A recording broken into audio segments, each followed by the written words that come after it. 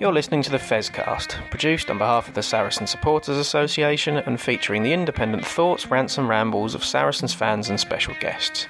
If you'd like your opinion to be heard on the show, you can find the Fazcast on Facebook or Fazcast_SSA on Instagram and whatever Twitter is known as these days. But for now, enjoy this week's show. You're listening to the Fazcast.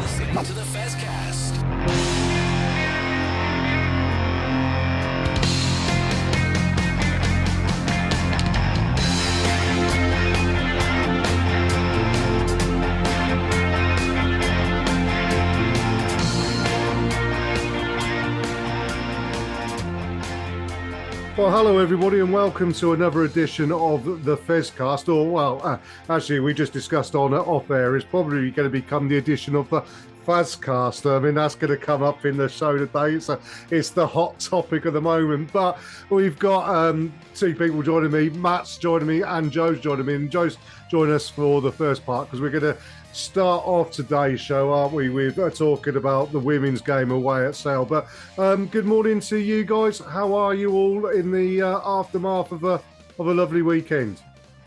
Yeah, morning. Happy New Year, and Happy New Year to our Fazcast listeners as well. It's start of a brand new year. I'm very well, thank you. A bit chilly up in Sale yesterday, but we shall discuss that imminently.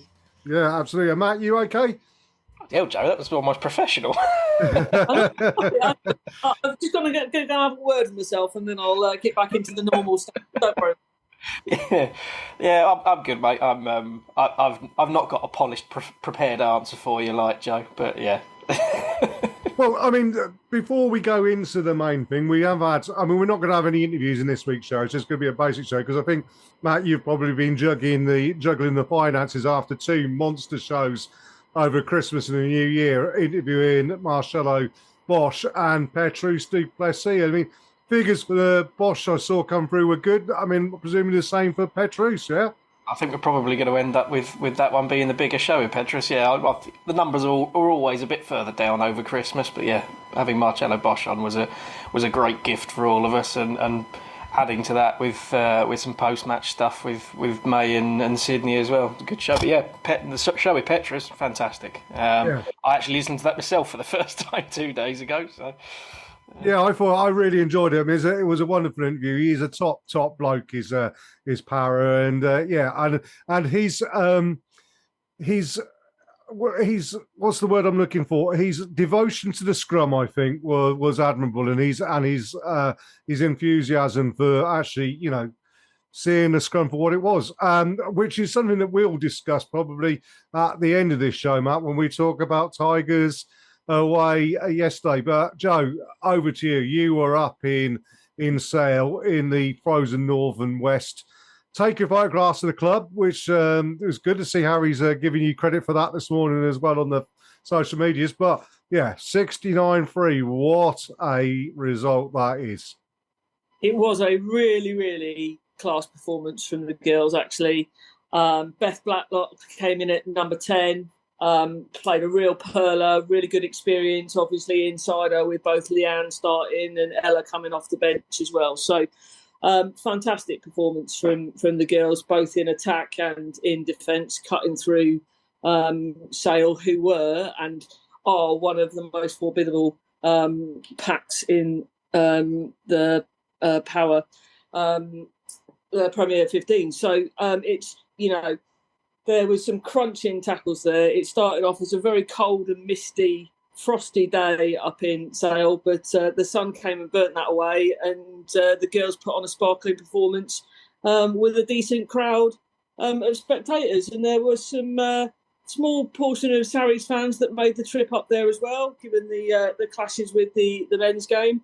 But no, it was an excellent performance from the girls, and I spoke briefly to Alex afterwards, and he was really, really impressed across the board, really, attack and defence.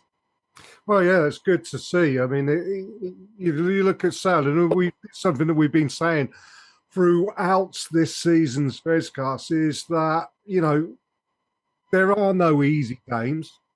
And, but to score nigh on 70 points, obviously, they've had to work hard for it, but it's great that Saracens women seem to be paying the team's respects and going full tat for 80 minutes and not taking their foot off the accelerator, Matt.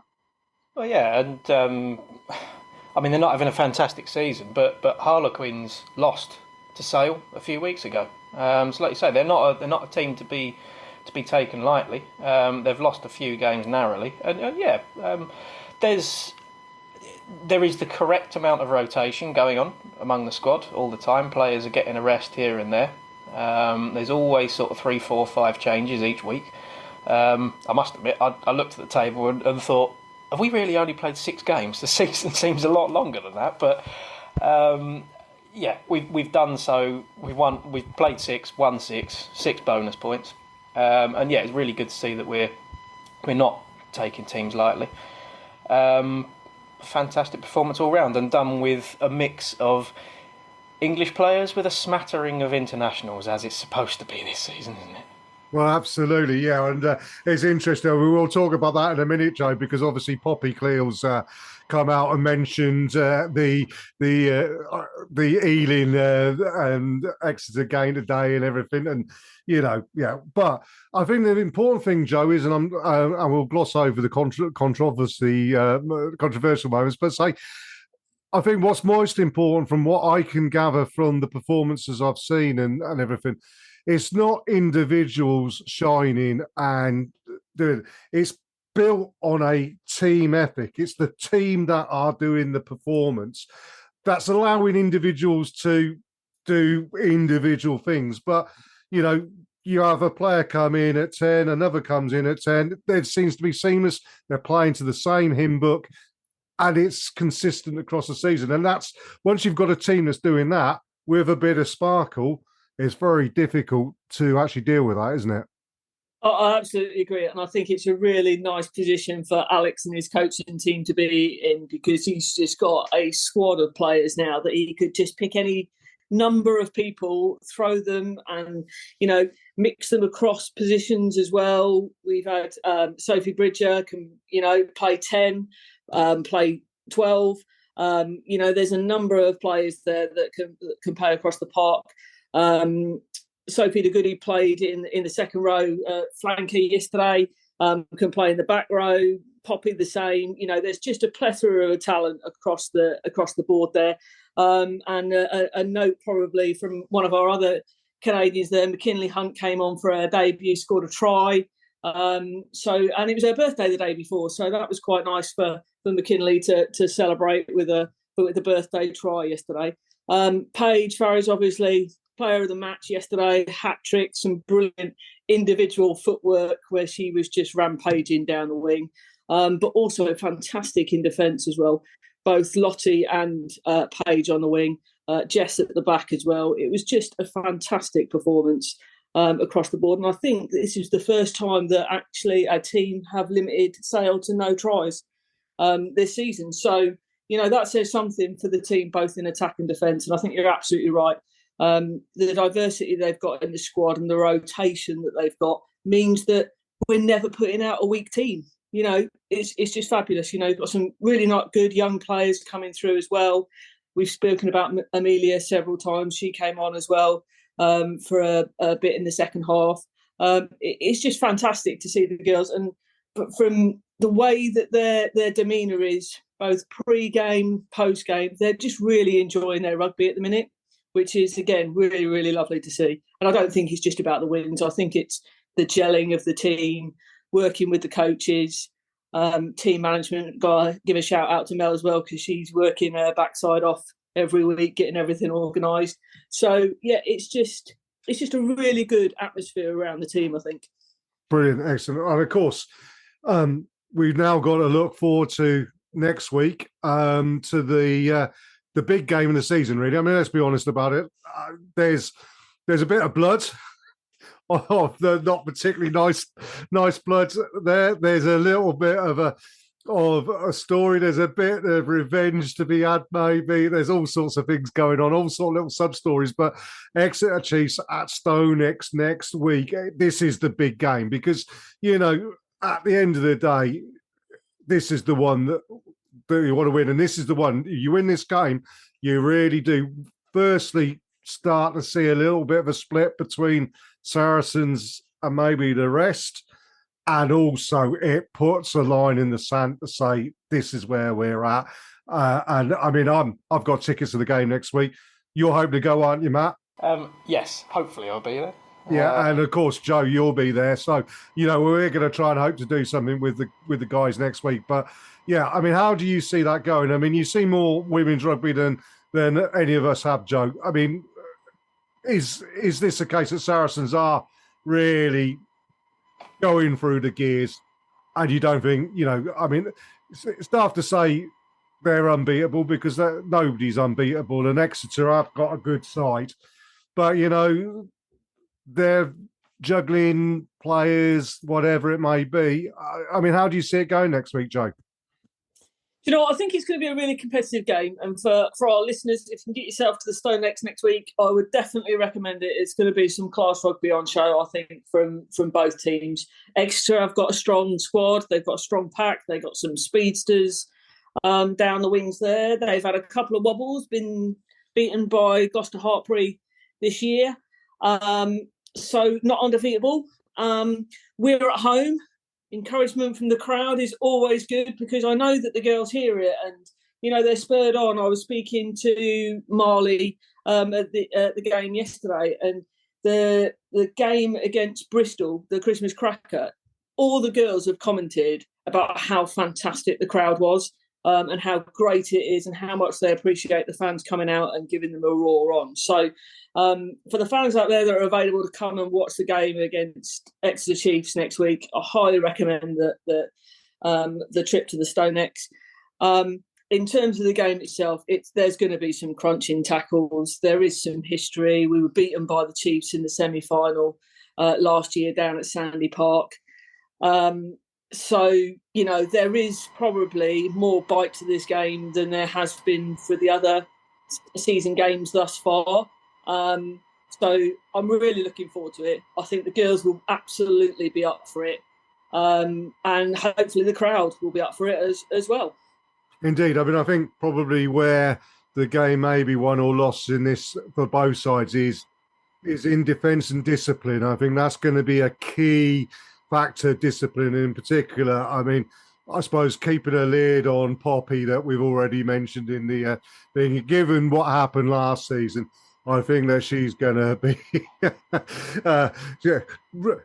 fueled on raw meat and diesel this week, I reckon, Matt.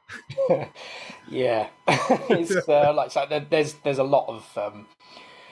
we've said quite often with the women's team that the one thing that does sometimes not necessarily let us down, but make it so that we don't trounce teams potentially as much as we should occasionally is that discipline. We do concede a lot of penalties in defence, which is understandable in a way. It's how hard we're fighting in defence sometimes, and we do concede a lot of penalties and potentially yellow card and then get away without conceding any points, so it is understandable. But yeah, I totally agree with you. I think it's going to be a lot of it is going to be down to just keeping the worst of the emotions in check and letting the the positive ones come through on the pitch. And so far, I think the matches between Saracens and Chiefs, they do tend to go with the home side. So hopefully that does continue from here. And you never know, Exeter might have to play 15 less players than they have in their squad because of how many internationals they've got. So we'll see. Indeed. Well, look, that's something to look forward to. And as I say, you, me, Joe, and maybe Matt will be doing something with the guys next week. So we'll say thank you for your input this morning, Joe. I know you're busy and you've got travelling down the motorways and everything to do today and everything. But I look forward to seeing you next week, Joe. Thanks very much, everyone. Get yourself to Stonex. You're listening to the Fazcast.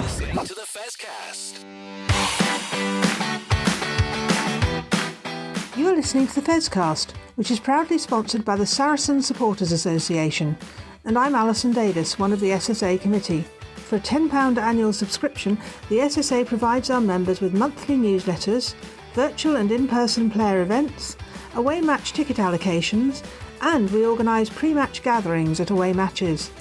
We sponsor men's and women's players, and we support the Saracens Foundation Track Club on behalf of our members. On top of all that, every year we have a seasonal SSA badge, which is exclusive to members. Where else can you get that much value for a tenner? Join now at membermojo.co.uk/SSA, or come and see us on match day in the Oasis at the Stonex. This is the Fazcast. Well, after a chat about the good side of the weekend's rugby, I suppose we've got to turn our attentions, Matt, to a bit of negativity in the game. And first of all, the section of the Fazcast that's going to be known as the Fazcast. Yeah, I mean, it's tricky to know what to do here, because quite often we talk about something at length and then 3 days later we release the show to the general public, and things have moved on very quickly in that time. So, we'll have to see what happens here. But, the Owen Farrell story rumbles on. I mean, we're taking issue over and over again with the amount that people are talking about and the amount that people are criticising him, the amount of news that's about Owen Farrell. And, of course, we're going to talk about him again. So it's a little bit hypocritical, but, there is, unfortunately, it is the big story. Yeah, absolutely. Well, I mean, if anybody's been living under a stone for the last 48 hours, well, not 48 hours, it'll be a week by the time we sort of go out. The speculation is from Midi Olympique and various other people that Owen signed a 2-year deal with Racing in Paris, which, I'm going to point out Steve Cummings' comment on Facebook the other day when it broke, and Steve made the very valid point that it was only 6 weeks ago that Racing had signed Marcus Smith, if you remember. And actually, then if you think about it, it was only 3 weeks ago that Maro Itoje was off somewhere else. And then, the talk of these hybrid contracts coming and everything. There is an element, I think, of that being slightly silly season at the moment in relation to all of these news. And they always come up. And let's be honest about it. Owen's a big name. He's just announced that he's stepped back from Six Nations England. So is somebody looking at it and going, well, hang on a second, is he ever going to play for England again? So, and let's be honest about it. There's not a club in the world, if they've got the checkbook available, that wouldn't sign Owen Farrell. That's just the nature of it. It would have been the same if it was Dan Carter 10 years ago or whoever, I mean, he's a big name in rugby. He's a player that is admired by coaches, by owners, by the people with the checkbooks and everything like that. Of course, his name's going to get mentioned. Now, the interesting thing is twofold. Mark McCall has come out and said very, very little. But what he has said, and the comment he did make, was he can completely understand why Owen would want a new experience. And actually, if you're putting Mark McCall's head on it and looking at the future, are you looking at Owen Farrell having a 2-year contract, going away, as we often said, and coming back into the coaching setup at the end of his career, maybe as a player coach? We know full well that he is Saracens through and through. And if that opportunity comes, but, it might not, No man is bigger than the club. That's number one. And you pointed out, I think, on WhatsApp, Matt, didn't you? And you said, as much as we love Owen Farrell, if you're Owen Farrell sat there, and someone does come in and say, well, I'm going to pay you £1 million, and you're going to look after your family for 2 years. And I mean, Johnny Sexton did it, didn't he? Finn Russell did it. These players have done it. They've gone off and then they've come back, whatever. But at the moment, Owen Farrell, I think, probably just wants to go somewhere where he's not going to get the rubbish thrown at him. Although going to France is not necessarily perhaps the best. There's so many conundrums there, isn't there, Matt? There is, yeah. I mean, we'll go right the way back. I mean, the French rugby media does tend to have a habit of jumping the gun on a lot of stories. And like you say, everyone's rumoured with a move to France because it's the obvious thing to do for anyone that wants a bit of cash at the moment. There's been stories left, right and centre, people going all over the place. But there is something about this story that just seems ever so slightly different. And what we probably forget sometimes is that the vast majority of players in our squad, when it comes up to their new contract, they've probably got 5 different offers on the table. We just never hear about them until a decision's made. But because it's Owen Farrell and because it's a big player, there's a lot more snooping around and people finding out bits and pieces. So, yeah, all of our players are going to be touted by other clubs. It's not news. Well, you say that, Matt, as well. I mean, remember last season it was Jamie George, wasn't it? His contract was up and he was off to Toulon or Castres or somewhere, wasn't he? You know, Maro Itoje again. Yeah, you're absolutely right. It's and I'm totally down the middle with this. Really, there's people saying that they'll eat their left foot if Owen goes, and there's people that have resigned himself to leaving already. I think we're probably in this 50-50 situation. He's probably got 2 different contract offers on the table right now, and Saracens have probably, because this is what they do, gone, this is what we're offering you. You don't owe us any more than you've already given us. It's entirely up to you. And I really hope that that's what's been done for Owen, and he's just sitting there mulling it over. And everyone wanting a statement from the club and this, that and the other. What is there to say until he makes a decision, if he's got a decision to make? You know, we'll just leave it there. But yeah, who could argue with him having a couple of years just to line his bank account a little bit for his half of retirement? I mean, yeah, the amount of stick that he's come under the last few years. But you're right, going to France is probably just as pressurised. That's probably not the reason for going. But yeah, a different challenge, fair enough. And clearly, he's not 100% this season. 90% for Owen Farrell was still bloody good. But, I've been critical of Owen this year. I've tried to keep it factual rather than like some of the media nonsense, but he has made some mistakes. He made some mistakes against Leicester. Pointing them out isn't insulting him. He's not quite right. And if going away for a couple of years and doing something slightly different with his career is ultimately going to be the best thing for him, then I'll be absolutely gutted for him to leave, but absolutely fair enough. Well, absolutely. I'm going to come back to that in a minute, Matt. But first, before I say that, the other thing I was going to say is that when we talked about Maro Itoje a few weeks ago, and I think it was Duncan pointed out on our WhatsApp group as well, is there an element of Saracens allowing this story to go out there because they're trying to push the hand of somebody? And we were talking about Maro Itoje in hybrid contracts, and that was sort of like then thrown out there, and nothing from the RFU particularly has happened in relation to that. So are they just turning around and saying, look, you're going to lose your England captain here if you don't pull your finger out and help us a little bit in the same way as you're going to help out with Maro Itoje, and the same way that you would help out with Marcus Smith at Harlequins or, Ollie Chesham at Tigers. Is somebody allowing this story to go out there? And the second thing I was going to point out on that is that it's interesting that the only official Saracens words I've seen is the pictures of Owen after the game yesterday with a young lad with a little sign that says, "Please don't leave Owen." And I mean, you can read all sorts of subliminal messages into that, I think, but it kind of is weird that, they're not making a comment, but it's almost a case of like we're saying, and whether they're going to sit down this week or next week, nothing's going to get done with Russ in the next 3 days, which I say knowing full well that we could be out of date on Wednesday. But I think, it's just a case of there's no news until there's official news.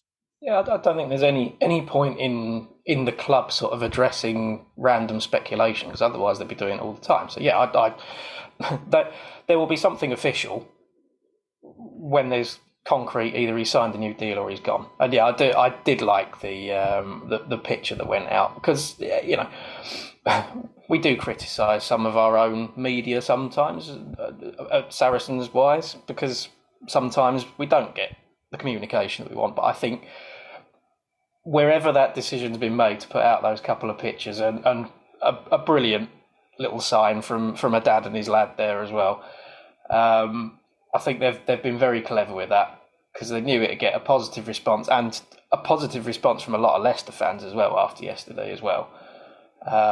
whether it's got anything to do with anything, it's probably just been done because it's nice. It's got nothing to do with any kind of contract and things. But yeah, it was pretty nice to see. But I'm gonna look pretty daft because I'm gonna turn around and say, well, during the Six Nations, we're not playing any rugby. We've got a lot of players who are probably in contract discussions and things, and I wouldn't be surprised if for quite a number of them they've said, look, let's just focus on it when we're not focusing on matches week in, week out. Let's take our time and sort things out that way. A little bit different for those that are disappearing off of the Six Nations, but yeah, potentially we'd sort of see more movement on that in a month or so. But yeah, for Owen, it probably needs to be done sooner or later, because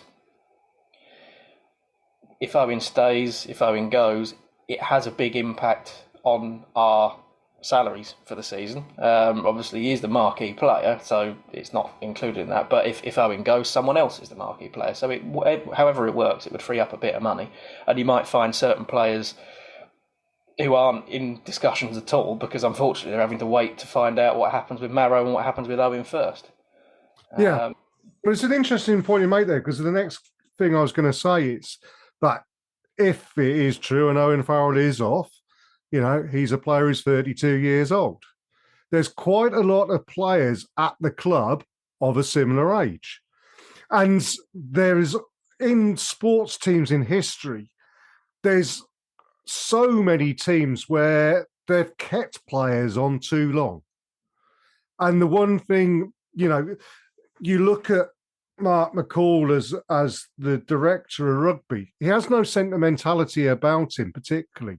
He's focused on the team. And if that means, when we've seen stories, we think it's probably a done deal that Billy Vunipola is going to be off, because we've got back row coming out of our ears. And Billy wasn't included yesterday, whether he's injured, because I know he had a bit of a problem with his arm, but Billy's a long way down the pecking order now. That Ben Earl, both at England and Saracens, would appear to be the choice that starts in 8. You've got, we've got a real issue in the front row, and Mako Vunipola, if he hadn't been suspended, would have been playing yesterday. But there's a question of when players are back, when Aroni Marwi's back fit and everything, and what areas do you want to see the club strengthen next year? Definitely, I want to see him strengthen the front row.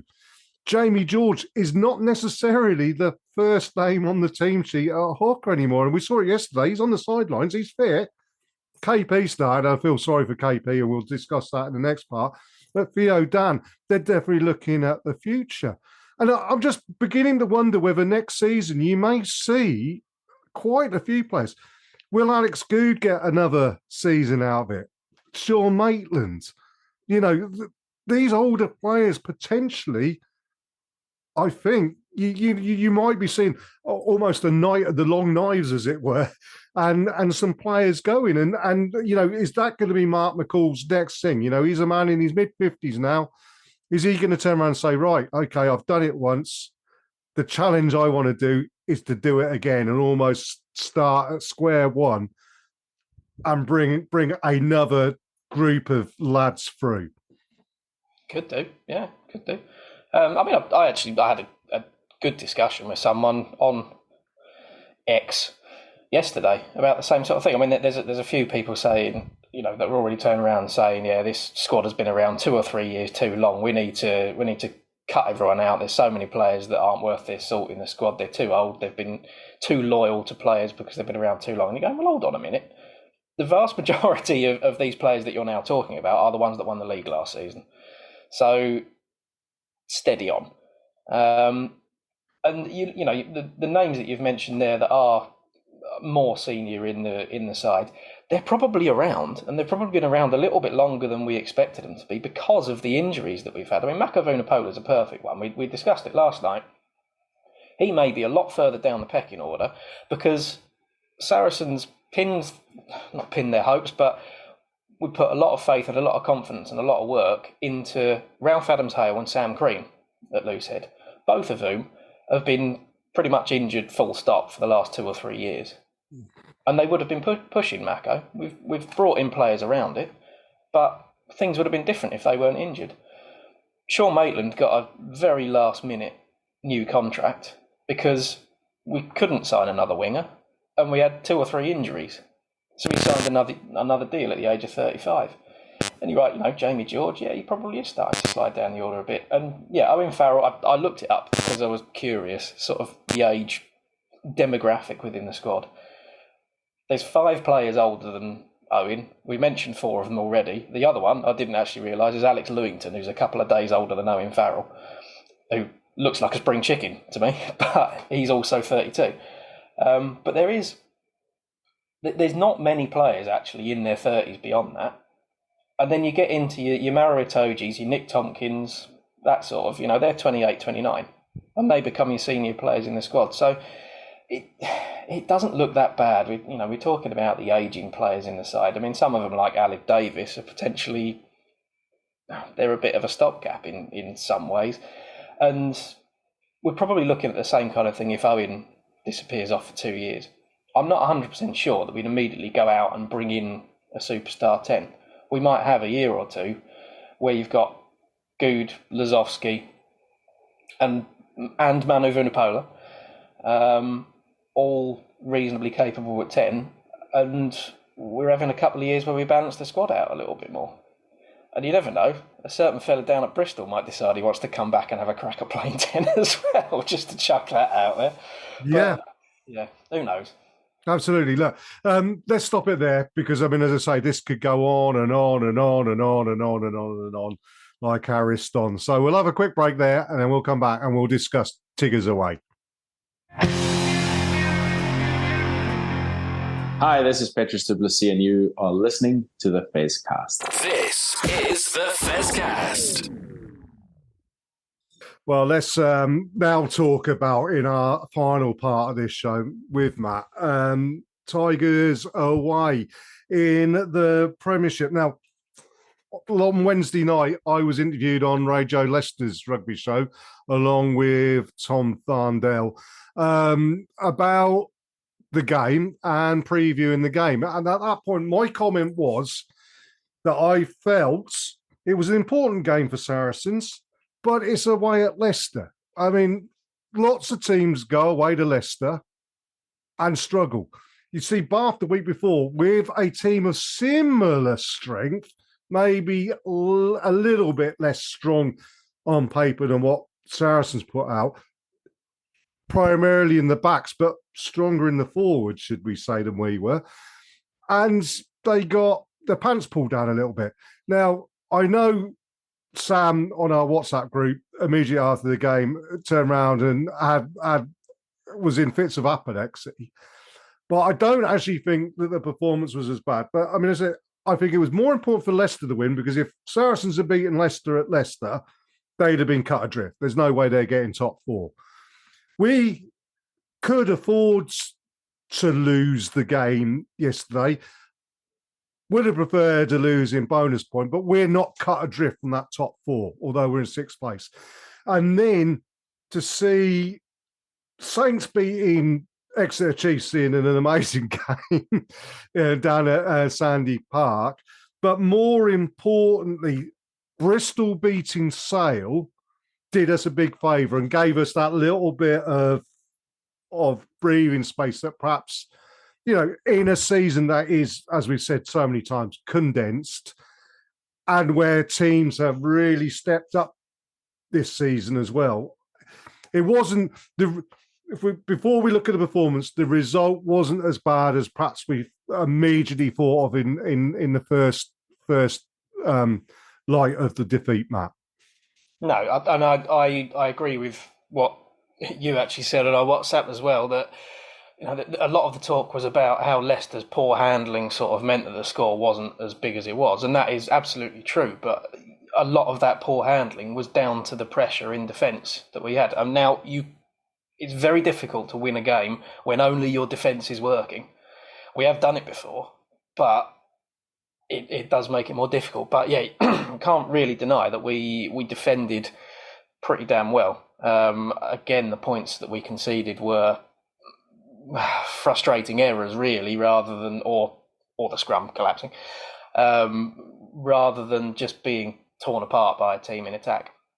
Well, absolutely, and also I will say, and I know that you hate this when I criticise referees and everything, but I will say that Luke Pearce, for one of the best referees in the world, does get affected by a vociferous home crowd quite a lot, which is why I think maybe he got sidelined a little bit during the World Cup.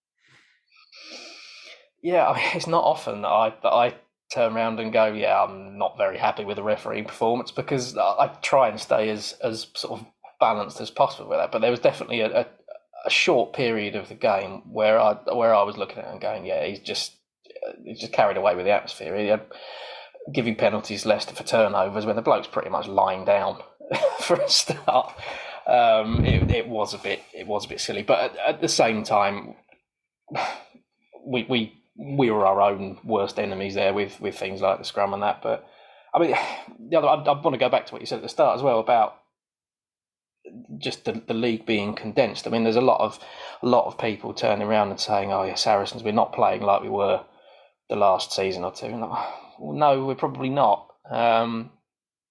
Although, like I said last time on the show, we won an awful lot of games, snatched it from the jaws of defeat, and in a different season, we'd have been playing exactly how we were last season and still been 5th or 6th in the table. But every single team in the league at the moment does have an Achilles heel. No one's running away from it, and that is exactly what we want. So I think we do slightly need to kind of reset our expectations of just blowing teams away and winning every match, because I don't really see a team doing it. No team is putting together a run of more than 3 or 4 games. And that could continue to the end of the season. Well, absolutely. And if you look at it, if you look at the league, where we're looking at it now, not knowing what happens Bath Gloucester, but you would have to assume that Bath will get a bonus point win there because Gloucester are absolute pants. But then it's a Southwest derby, and you never know what could happen. And as you say, any team on their day, and even Newcastle have come close, and with a little bit of luck going their way, might well have, won a couple more games. It's only really the 2 games against Saracens at Newcastle have really failed to impress particularly much. And we are only a point off a sale in 4th place, playing the same amount of games. The question comes that normally, at the end of the season, what you really want, and I don't think it's more important this season than any season, is that home semi-final. And whether Saracens could get a home semi-final from this position is more debatable than getting a playoff position. So I don't think anything's too bad there. Going back to the game, you're right though, Matt. Let's be honest about it. We gave them 1 try by running a move that wasn't on because of the way that the ball had come out of scrum. The amount of times I found myself agreeing with Austin Healey yesterday was embarrassing, really, to be perfectly honest with you. But I mean, fair dues to Austin. Actually, I do quite like Austin as he's matured. He has a neutrality about him, or an attempt to be neutral, which is very difficult when he's commenting on the team that he played all his career for. But so, yeah, Owen Farrell gave them a try. Should never have, when he spent most of the game putting lovely little clever kicks in, the one time he doesn't, Dan Kelly picks his pocket. Second try of Tigers tries came after Andre Pollard handled on the floor. Then got a further penalty when Montosha goes over the top, off of his feet, and everything like that. They get a try from that pretty soon afterwards. And then the third one is when Baratoji, pretty unlucky, I think, to get a yellow card there. Yeah, a penalty, but he'd made effort to get back. As both Delalio and Healy had said, I mean, what on earth is he meant to do in that situation? It wasn't as if he stopped to try or anything like that. It was just, that was given a penalty and the crowd obeyed for it. And so 3 tries for Tigers, they didn't earn their tries. Whereas the 1 try that Saracens did score was a beautiful try off a first phase ball. One bam, thank you, Matt. I'm in the corner. Absolutely fantastic. Best bit of rugby on the afternoon. It was. I think the issue really is that it was the only decent bit of rugby in attack that we had. After we didn't really, although we had a bit of territory and we had the ball, that was the only time that we genuinely tested the try line in that game. So I think that's the big issue really, other than the scrum. But yeah, it was a game between two sides that we thought might have been in a bit of a false position at the start of the season. We obviously, both Saracens and Leicester started off very, very slowly, having lost plenty of internationals to the World Cup.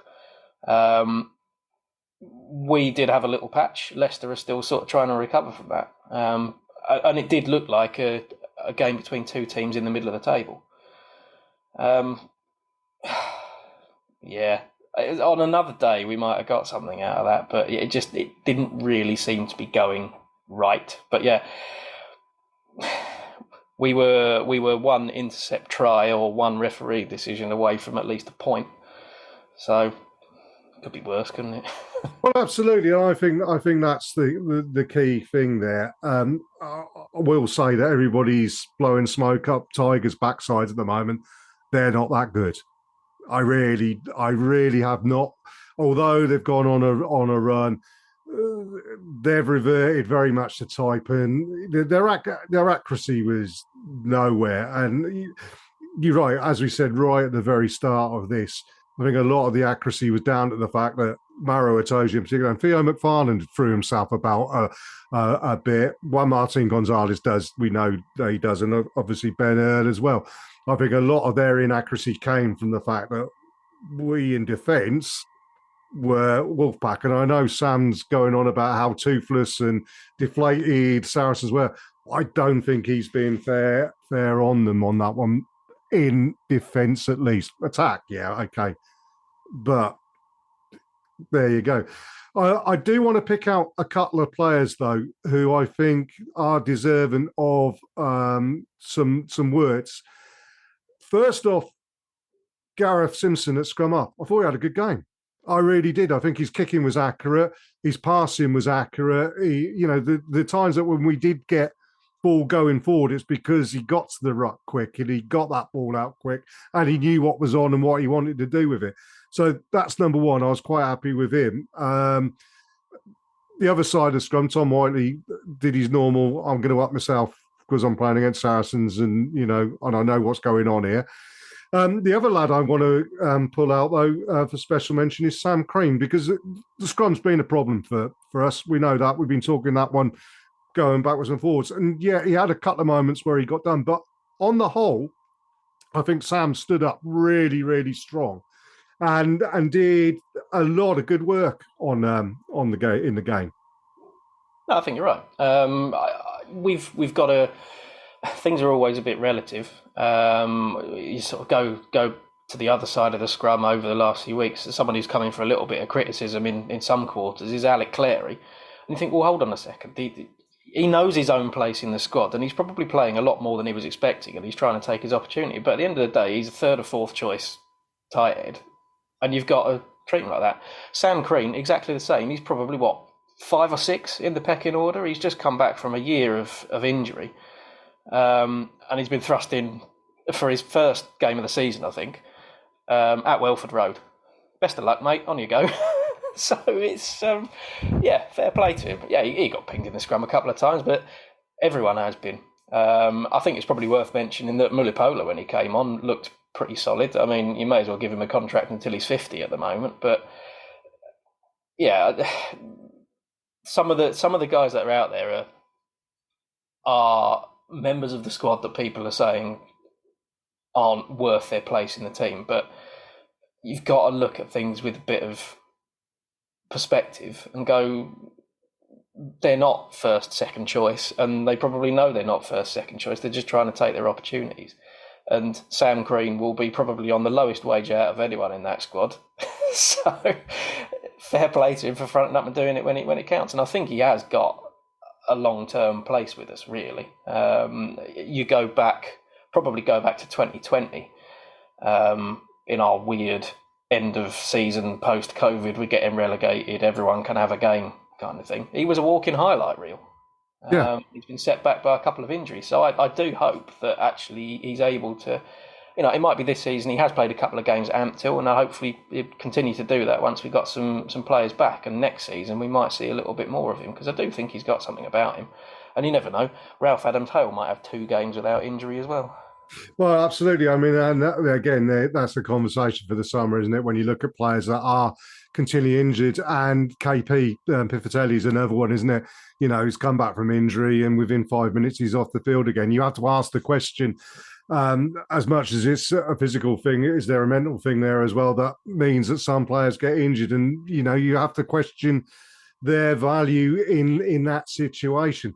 The one thing I will say is I think that if any of our listeners out there who, when they saw that team being announced, looked at that and thought that we were in with a shout of a losing bonus point and not on the end of a complete and utter thumping, I think we have to be honest about it. I think everybody looks at that team and went, particularly front row, went, oof, oh, this is going to be a tough old afternoon.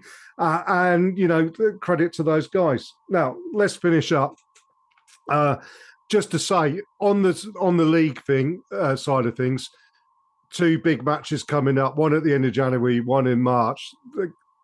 Chiefs at home, Quins at home. They are big matches. And I think, win those matches, that goes a long way to putting Saracens back in the whole mix-up, doesn't it, Matt? It does, yeah, and it is the sort of game that we do get fired up for. And yeah, sort of the flip side to it is we've got to look at the teams that we lost to at home that we've then got to play away. We've got to go to Bath and we've got to go to Northampton. That's pretty tough. So yeah, we've got to make the most of home fixtures. Staying at home as well, obviously. And that's huge, isn't it? And obviously against Exeter, we've got a demon to put to bed there, really, haven't we? So that's a huge game. And yeah, Champions Cup. What on earth do you do about that as well? It's the sort of thing that we could suddenly turn up for, because we see it as a bit of a one-off shot to nothing at the moment. So yeah, there's an interesting few weeks coming up. Indeed, there are. I mean, it is going to be interesting, isn't it? Well, look, we're going to review that next week after Bordeaux away, and obviously their home match against Chiefs for the women, which we encourage you all to buy your tickets. It's only a tenner a ticket, come on. And you can buy car parking for a £5, so that makes life an awful lot easier as well. 15 quid to see that top quality rugby. I really think you should all get along for that one, Matt, don't you? Yeah, or do what I did at the start of the season, and if you've got a men's season ticket, get a women's one for 30 quid. It's a bit of a no-brainer, isn't it, really? I mean, the attendance, as Joe mentioned, the attendance against Bristol and the noise of the crowd was fantastic. And I would expect potentially the Chiefs game to be even better. We're starting to get closer to 2,000 than 1,000 sitting in the East Stand, which is brilliant, really. So long may that continue. Absolutely. Well, look, there we go. Let's end the Fazcast here. I have to say thank you, everybody, for listening in. And we'll be back next week, whatever date it is next week. I should always look this up and write it down, shouldn't I? But it'll be the 17th when we're back after the Bordeaux game and the Chiefs game. So there's plenty to look forward to there. And we'll say thank you, everybody, for listening in. All the best and ta-ra. Yeah.